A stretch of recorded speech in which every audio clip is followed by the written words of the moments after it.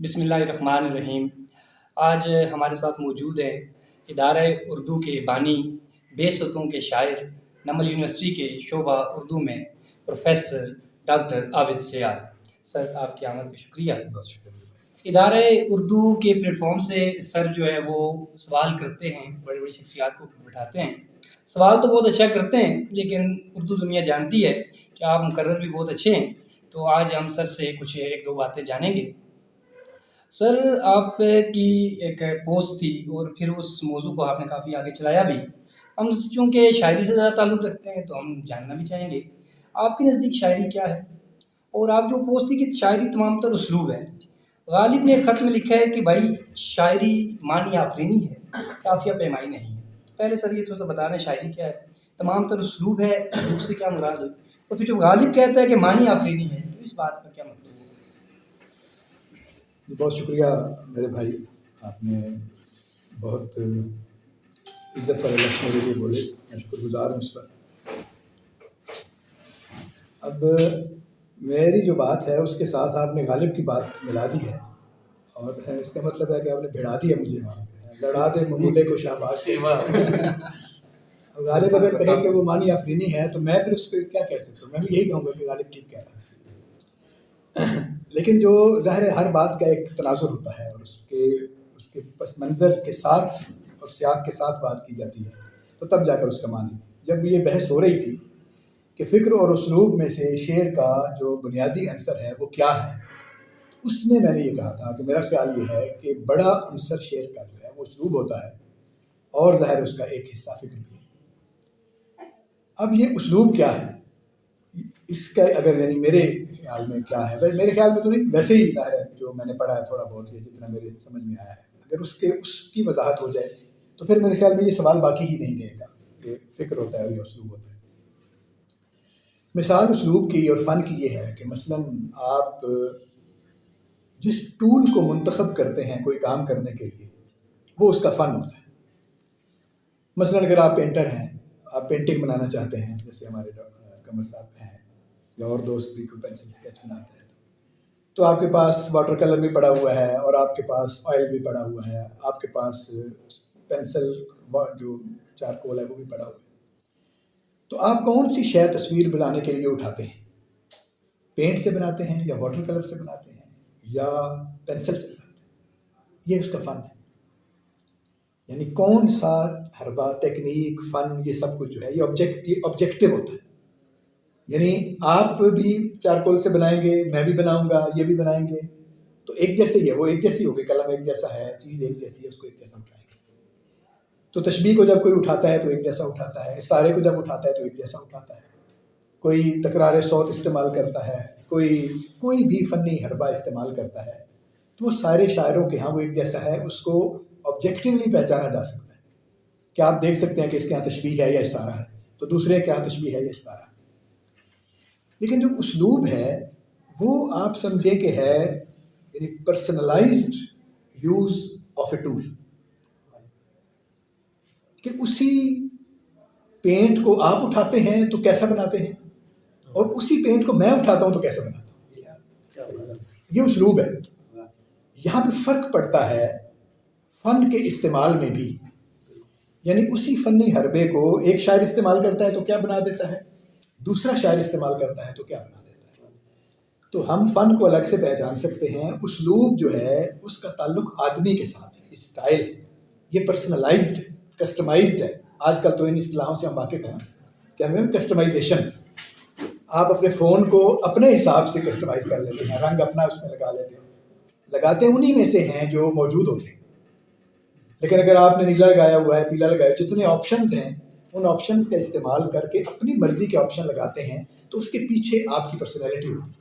کوئی ہلکے رنگ لگاتا ہے، کوئی گہرے رنگ لگاتا ہے، شعر میں بھی ایسے ہی ہوتا ہے۔ کون کون سے لفظ آپ استعمال کرتے ہیں، کس طرح کے لفظوں کو آپ پسند کرتے ہیں، لفظوں کی کون سی ارینجمنٹ آپ پسند کرتے ہیں، یہ آپ کا اسلوب ہے۔ ابھی ہم بات کر رہے تھے جیسے غالب نے اپنا شعر جو مشہور ہے اور بڑی اس پہ باتیں بھی ہیں اور آپ سب جانتے ہیں کہ وہ نکال دیا کہ ہے کہاں تمنا کا دوسرا قدم یا رب، ہم نے دشتے امکان کو ایک نقشے پا پایا۔ اب یہ جو تکرار ہے پا پایا، اس کی تو کہتے ہیں کہ اس کی بنا پر غالب نے اس شعر کو اپنے دیوان سے نکال دیا کہ یہ جو صوت کی تکرار ہے یہ اسے پسند ہے. اسی دیوان میں غالب کے اور بہت سارے شعر ہیں، ان میں سے ایک شعر یہ ہے کہ راز مکتوب ببے ربطی عنواں سمجھا. اب مکتوب بے پہ ختم ہو رہا ہے، پھر بے ربطی، 3-4 بے جو ہیں وہ اکٹھی آ گئی، اس کو تو نہیں نکالا. اس کا مطلب ہے کہ اس کا اپنا جو ویژن ہے غالب کا تکرار صوت کا، وہ راز مکتوب بے ربطی عنواں سمجھا کو قبول کرتا ہے اور پاپ آیا کو قبول نہیں کرتا. اب اس کی کوئی توجیہ آپ نہیں کر سکتے، یہ اس کا اپنا ذوق ہے، یہ اسلوب ہے کہ آدمی خود کیسا چاہتا ہے کسی شے کو استعمال کرنا. تو یہ ہے اب یہاں سے شاعر بنتا ہے. یہ وہ مقام ہے جہاں پر شاعر بنتا ہے کہ مطلب ہے دوسرے سے الگ بنتا ہے، کہ اسی مضمون کو آپ بھی استعمال کر رہے ہیں، وہ بھی استعمال کر رہے ہیں، یہ بھی کر رہے ہیں، یہ بھی کر رہے ہیں، میں بھی کر رہا ہوں. لفظ بھی وہی ہیں ڈکشنری میں جو موجود ہیں وہی استعمال کر رہے ہیں، ان کی جو ممکنہ ارینجمنٹس ہیں وہ بھی وہی ہیں. تو آپ دیکھتے ہیں تھوڑے تھوڑے فرق کے ساتھ. ابھی میں حسن سے کہہ رہا تھا تھوڑی دیر پہلے، سودا کا مصرع ہے کہ ٹک دیر جو آ جانے میں جانا نے لگائی، ساون کی گھڑی دیدہ گریاں نے لگائی، ساون کی چھڑی دیدہ گریاں نے لگائی. تو اب ہم جیسا شاعر ہوتا ہے آنے کے ٹک دیر جو آنے میں جانا نے لگائی، یہ جو آ جانے ہیں چھوٹا سا مقام ہے. ہم کبھی نہیں کہتے آ جانے کہ آ جانے میں دیر لگا دی اس نے، ہم کہتے ہیں آنے میں دیر لگا دی. لیکن یہاں پہ اس نے وزن کا بھی معاملہ ہے، لیکن اس نے آ جانا جو ہے اس کو ایک فعل بنا دیا ہے. اصولاً تو وہ ہیلپنگ ورب کے ساتھ مرکب فعل ہے نا، لیکن اس نے ایک فعل کی طرح اس کو استعمال کر کے اس کو دیر لگائی کے ساتھ لگا دیا ہے. اب یہ جگہ ہے جہاں پہ شاعر اپنے اسلوب کا اظہار کرتا ہے، چھوٹی سی جگہ پر. اور بہت سارے مقامات ہیں ہر شاعر کے آپ کو نظر آئیں گے کہ کس جگہ پر کس لفظ کی کس ارینجمنٹ کے ساتھ وہ کیا کرتا ہے. اور جو شاعر ایسا نہیں کر سکتا یا نہیں کرتا وہ صاحب اسلوب شاعر نہیں. اس کا مطلب ہے کہ وہ آپ دیکھیں ہینڈ میڈ چیزیں ہوتی ہیں ہم ان کی بڑی اہمیت ہے. کیا فرق ہے ہینڈ میڈ شے میں اور جو فیکٹری کی بنی ہوئی شے ہے اس میں، مشین میڈ میں اور ہینڈ میڈ میں کیا فرق ہے؟ مشین میڈ میں یہ ہے کہ وہ ہر دفعہ ایک جیسے ہی بناتی ہے، اس کا سانچہ ہے بنا ہوا. جب بھی وہ اس چیز کو بنائے گی وہ ایک ہی طرح کی شے بنائے گی. آپ ڈھلی ڈھلائی چیزیں بنتی جائیں گی، آپ 100 200 400 چیزیں بناتے چلے جائیں تو وہ ایک جیسی بنی ہوئی نکلیں گی. لیکن ان میں کوئی کریٹیوٹی نہیں ہے، جو ایک دفعہ بن چکی ہے وہ وہی ہے. لیکن ہینڈ میڈ میں کیا ہے کہ اگر کوئی ہینڈ میڈ جوتا بنانے والا ہے تو اگر آپ کا پاؤں جو ہے وہ تھوڑا سا زیادہ چوڑا ہے تو وہ تھوڑا سا زیادہ فٹنگ اس کو کرے گا. کہیں سے کم چوڑا ہے، کہیں سے اگر آپ کو چوٹ لگی ہے اور آپ کی انگلی کو ٹیڑھی ہو گئی ہے تو ہو سکتا ہے اس کی ایڈجسٹمنٹ کی جگہ بھی وہ جوتے میں رکھ دیں کہ وہ آپ کو فٹ آئے، اس کے لیے کسی دوسرے کو نہ آئے. یہ فرق ہے. تو یہ باریکی جو ہے تھوڑے تھوڑے خیال رکھ کے اپنے آپ کو دوسروں سے مختلف کرنے کی، یہ ہے. تو ہینڈ میڈ شاعری وہ ہے، جو مشین میڈ جو ماحول سے اٹھائی ہوئی ہے، جس کے اسٹرکچر بنے ہوئے ہیں، جس کے مصرے بنے ہوئے ہیں. آپ اسی طرح کا بنا بنایا مصرع، اس کا ایک حصہ ایک کسی کے مصرے کا، دوسرا کسی کے دوسرے مصرے کا اس کے ساتھ ملا کے، تیسرا تو 4-5 ٹکڑے جوڑ کے آپ ایک شعر بنا دیتے ہیں.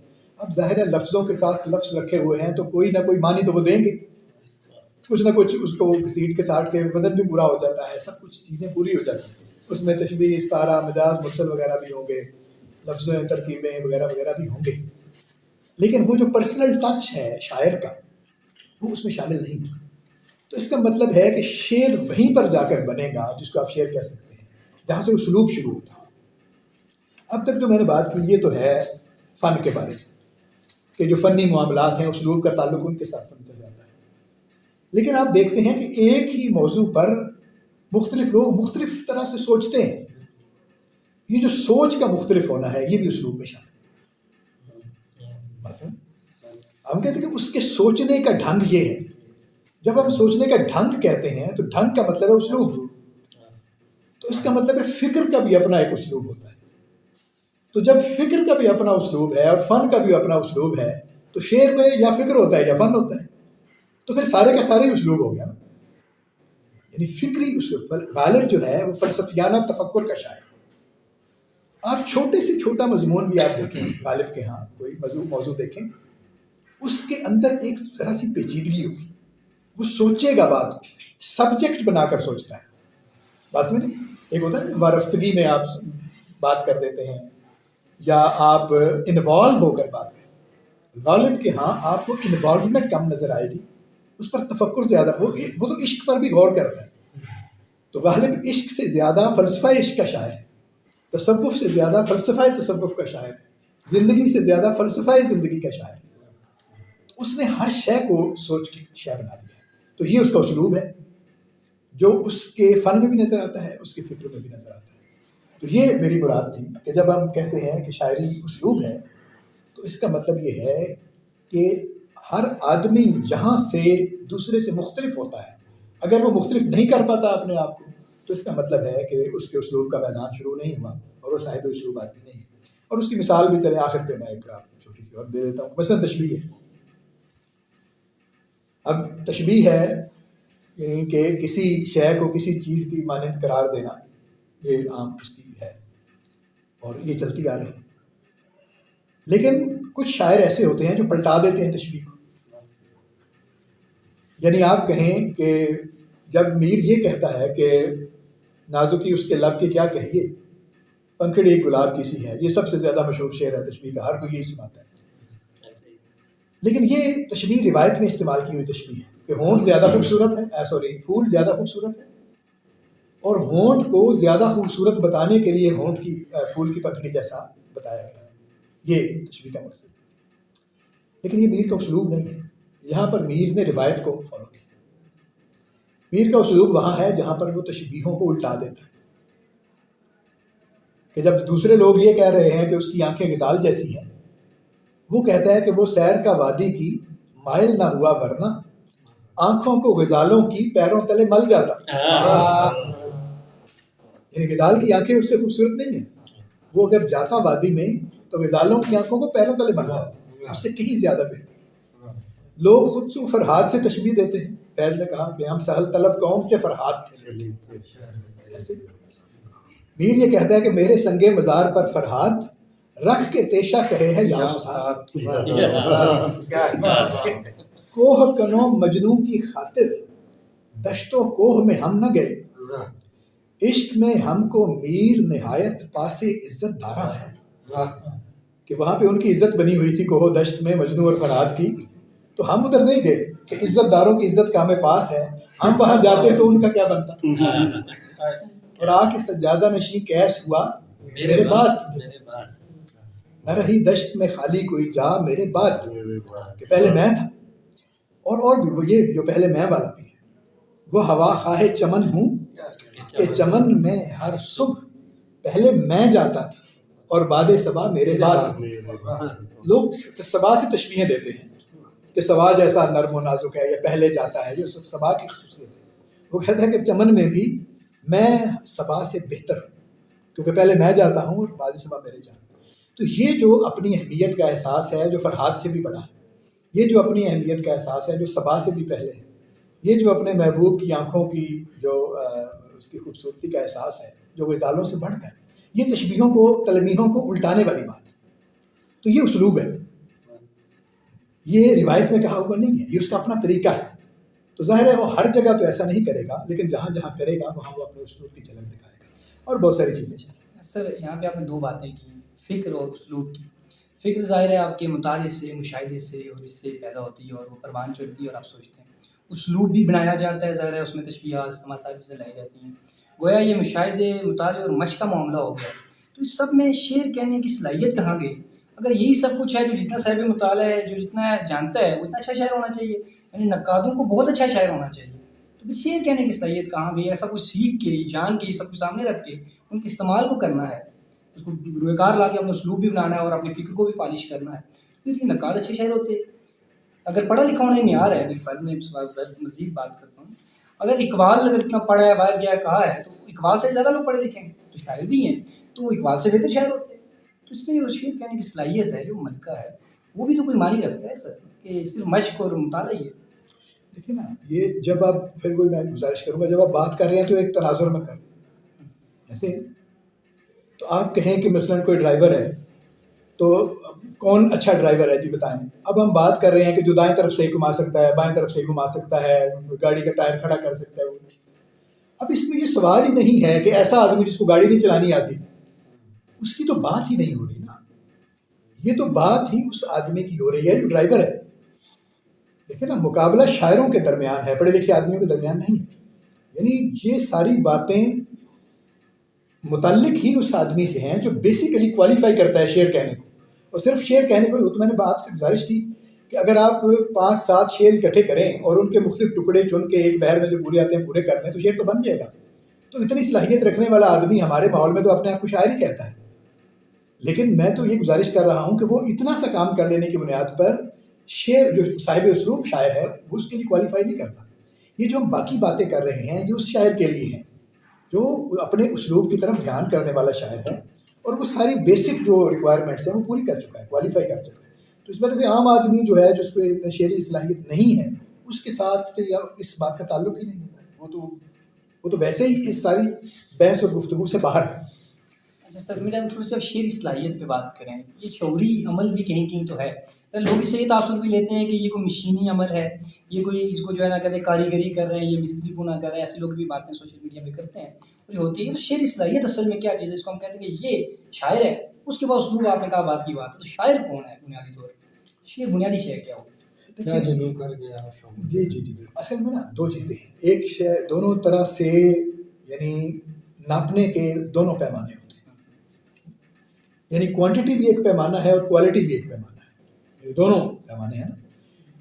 یعنی آپ کہیں کہ جناب آپ نے رشوت دے کر، نقل لگا کر، جیسے کیسے بھی ایک میٹرک کی ڈگری حاصل کر لی، وہ ایک بورڈ سے ایشو ہوئی ہے، اس پہ آپ کا نام لکھا ہوا ہے کہ آپ نے میٹرک کر لی. اب آپ سے پوچھا جائے کہ اچھا یہ بندہ میٹرک ہے کہ نہیں ہے، تو اب آپ کیا کہیں گے کہ وہ ہے کہ نہیں ہے؟ آپ بتائیں پہلے. میٹرک ہے. کیوں ہے؟ حالانکہ اس کو بنیاد دیکھیں نا، میٹرک کا کیا مطلب ہم لیتے ہیں؟ میٹرک کا یہ مطلب لیتے ہیں کہ میٹرک میں جتنا کورس موجود ہے اس آدمی کو اس پر دسترس حاصل. ایسے جتنے سبجیکٹ ہیں وہ اس کو آتے ہیں تو اس بنا پر میٹرک ہے. لیکن اس آدمی کو تو نہیں آ رہے، اس نے ایک اور طریقے سے اس کو جو اس کی سرٹیفکیشن ہے اس کو پورا کر لیا. تو اس کا مطلب ہے کہ کوانٹیٹیو میننگ میں تو ہم ماننا پڑے گا کہ اس کے پاس ڈگری ہے، کر رہا ہے، لیکن جو اصلاً ہے وہ نہیں ہے. تو اس لیے کسی بات کا یہ فیصلہ کرنا بہت مشکل ہے کہ کسی کو ہم شاعر کہیں یا نہ کہیں. جو آدمی آپ کو وزن میں لفظوں کو اس طرح درست کر کے دکھا دیتا ہے جن کا ایک میننگ فل اس کا ایک اسٹرکچر بن جاتا ہے، تو وہ اس کو ہم منیمم درجے پر شاعر تو مانیں گے یا کہیں گے.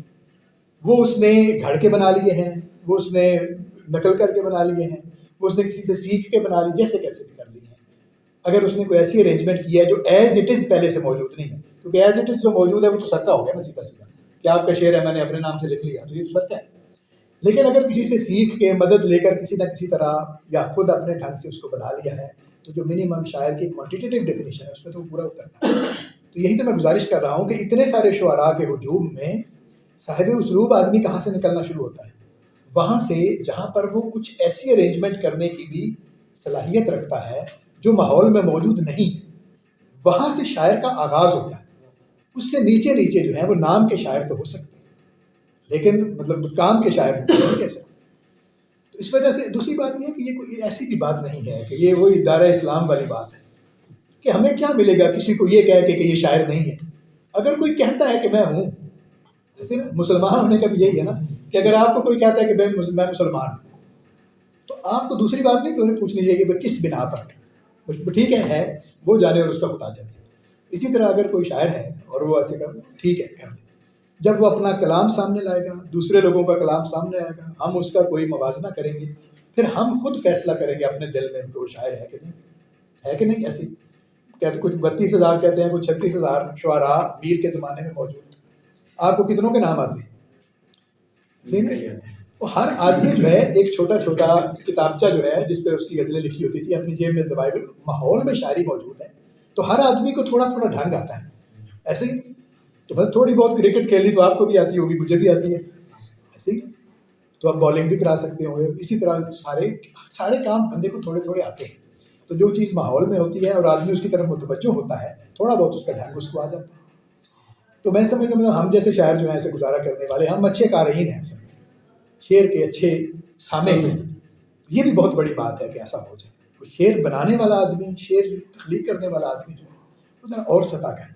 اور یہ میں آپ سے گزارش کروں کہ دوسروں کے بارے میں اس طرح کی باتیں کرنے کی بجائے اس میں عجز اختیار کرنا چاہیے, یعنی اپنی فکر کرنی چاہیے کہ آپ جو دوسروں کو کہہ رہے ہیں کہ فلاں یہ کر رہا ہے فلاں کہہ, تو آپ کون ہیں یہ کہنے والے. دیکھیں نا, کسی کے بارے میں جب آپ کہتے ہیں کہ فلاں ایسا نہیں ہے, اس کا مطلب ہے کہ آپ مفتی ہیں.